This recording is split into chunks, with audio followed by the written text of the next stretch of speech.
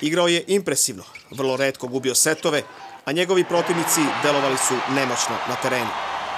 Odlična fizička pripremljenost i neverovatna mentalna snaga nosili su ga do nezaboravnih pobjeda u 2015.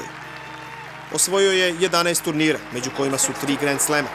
Igrao je u još 4 finala i godinu završio kao najbolji teniser sveta sa rekordnom razlikom u odnosu na prvog pratioca.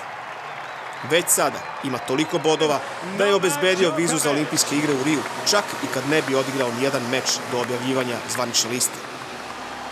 Na najvećim turnirima u Australiji, na Wimbledonu i US Openu, Novak Đoković je pobeđivao fantastične rivale. Igrao je i u finalu Roland Garrosa. Tamo titula ipak još uvek nedostaje u riznici trofeja. Postao je prvi teniser koji je u istoj sezoni bio najbolji na 6 Mastersa iz serije 1000. Osvojio je Indian Wells, Miami, Monte Carlo, Rim, Šangaj i Pariz.